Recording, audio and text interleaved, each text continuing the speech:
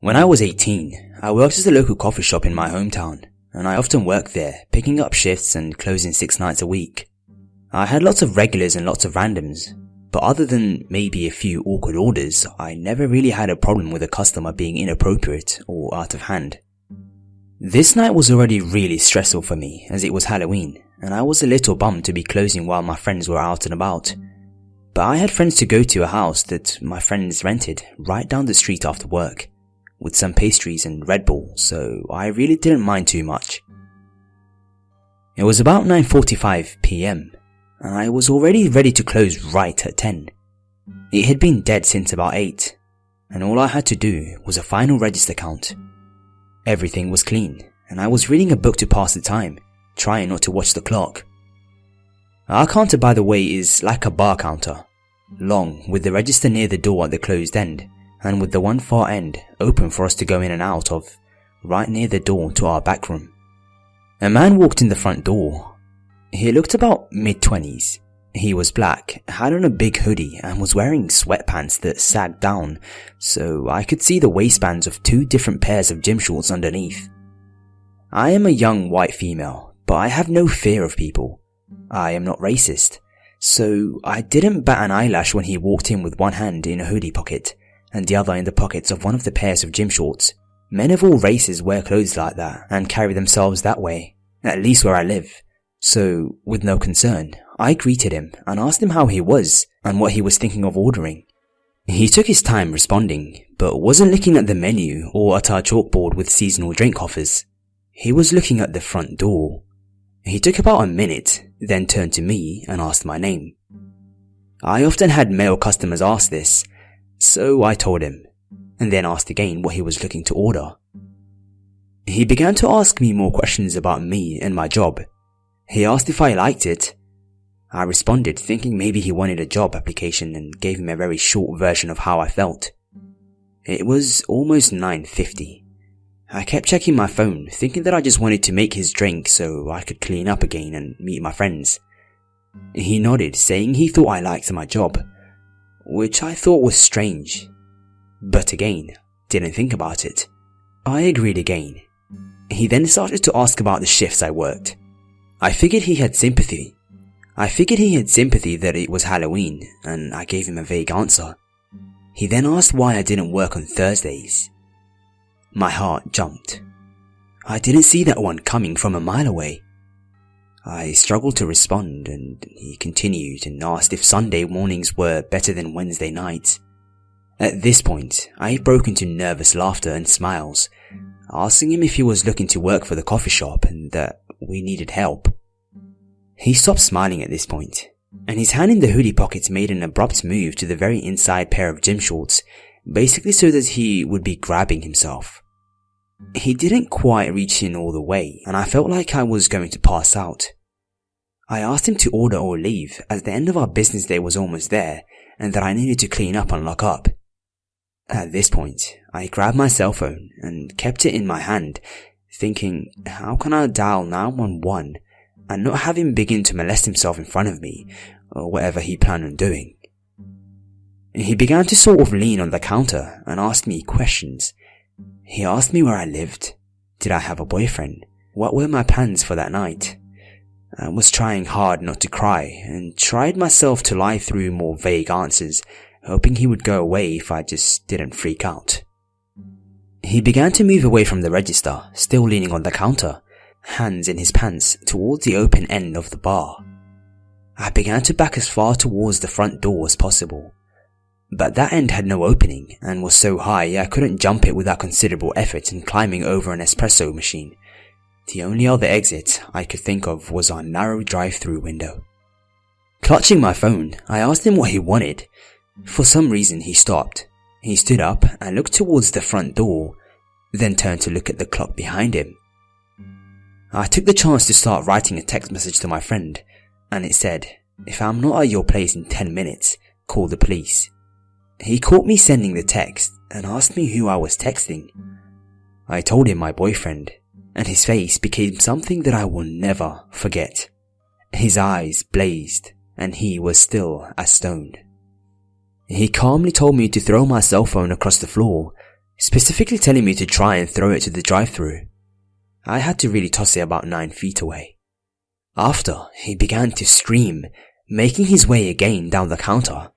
He asked me how I could have a boyfriend when he has been watching me at work for the last 2 months as often as possible, and had never seen a man drop me off or pick me up at work.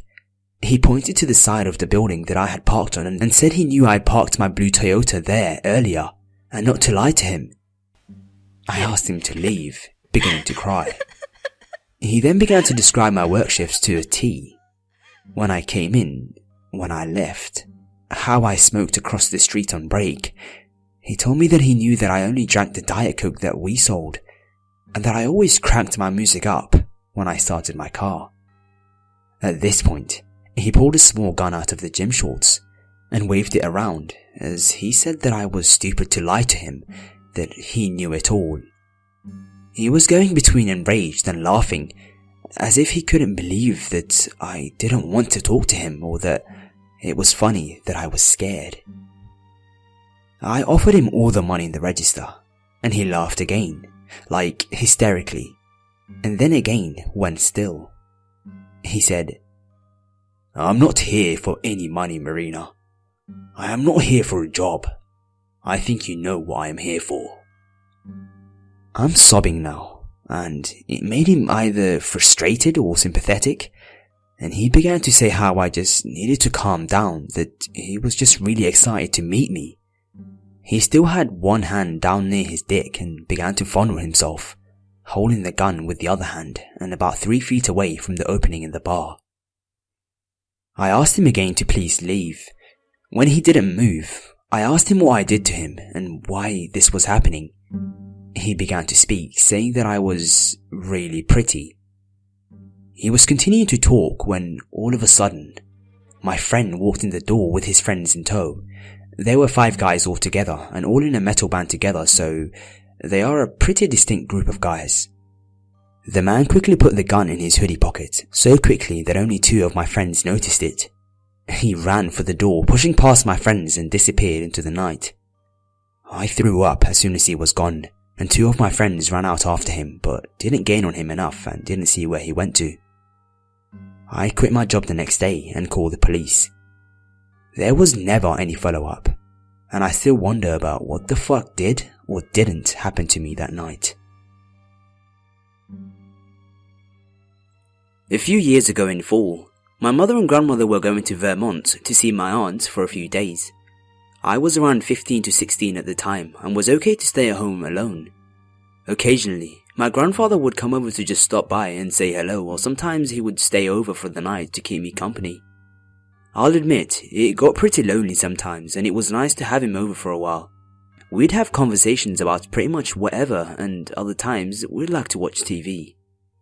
It was one of those nights where he was staying over, and like usual, we were having a conversation in the guest bedroom.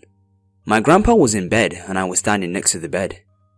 At this point, I should tell you that the guest bedroom is located on the 2nd story of the house, and the window that gives you a view to the backyard is directly across from where I'm standing.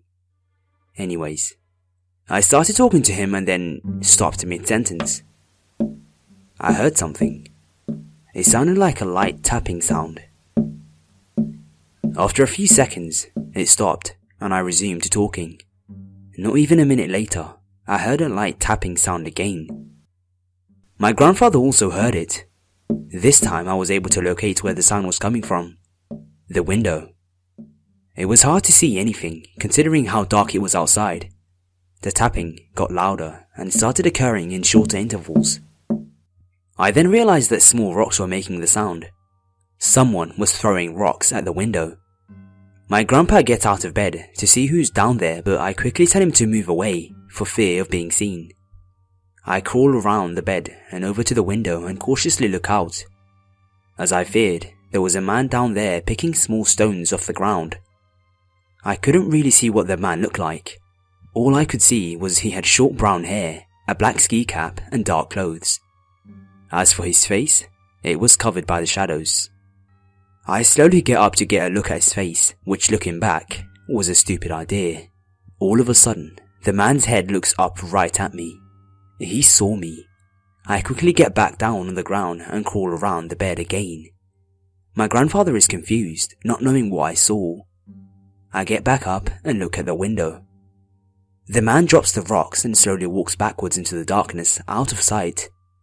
I figured he was gone, but I was so wrong. I hear leaves crunching and twigs snapping in the backyard. The man is running towards the house. I see him coming from out of the darkness as he jumps at a window on the first story. He starts climbing up the house as I panic for my grandfather to get a knife from downstairs. Too late. I see a gloved hand forcefully shove a knife under the window in an attempt to open it. My grandfather quickly gets out of bed, goes to the window, and threatens to call the cops. The man doesn't listen and tries even harder to get the window open. My grandpa hits the window with his fist, making it vibrate, causing the man's knife to slip out under the window. The man falls but quickly grabs onto the house and starts climbing down. At this point, my grandpa and I go downstairs to call the police. We were on our knees to avoid being seen through the windows in the process. The police show up a few minutes after the call and search the backyard. The man is nowhere to be seen.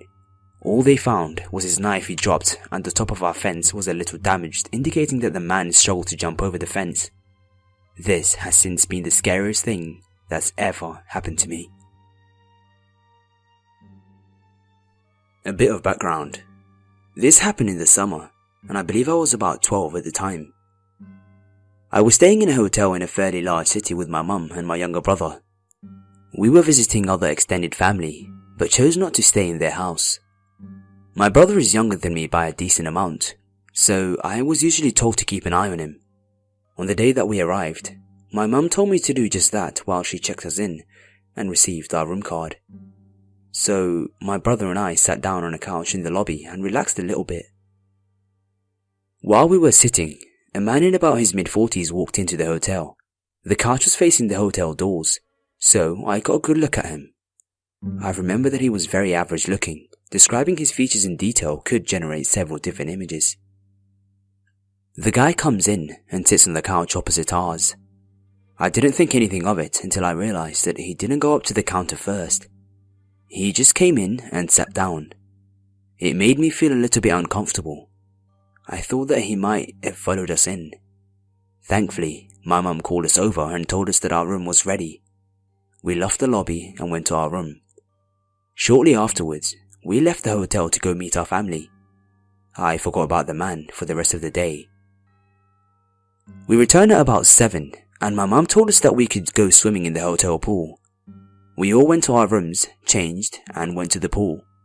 A few minutes after we got in the shower, the same man from before walked in and sat down. He was wearing jeans and a sweater, so he definitely wasn't going swimming. Again, we didn't think much of it, until I could see that my mum was visibly worried. She pointed him out to me, and she said that if he didn't leave within 5 minutes, we needed to go back to our rooms. 5 minutes passed, and he was still there. So we got our things and left. By then it was close to 8 PM. We had brought a rented movie to watch, so we planned to watch that and go straight to bed. I noticed that my mum was a little on edge because of the man watching us, and I got a little more worried myself too. Halfway through the movie, my mum got up to get in the shower. While she was in there, someone knocked on the door and said, "Housekeeping," in a high-pitched voice. I thought that it was weird that the cleaning staff would come this late, but we needed another towel, so I answered the door. I wish I hadn't been so stupid. It was the creepy man. He gave me a smile and a little wave. I just stood there, kinda motionless. My mind automatically went to the worst possible situation. Kidnapping, rape, torture, etc. I heard the water in the shower turn off. He stood there as well for a moment, and then he spoke. "How was your swim?" At that moment, my mum came out of the shower, saw the man at the door, pulled me back, and slammed the door. She locked it. Then she called the front desk from our hotel phone to report the guy. I told her to just call the police, but she didn't listen. She then requested we switch rooms. I then heard footsteps stomping down the hallway from our room. Thankfully, the guy had left.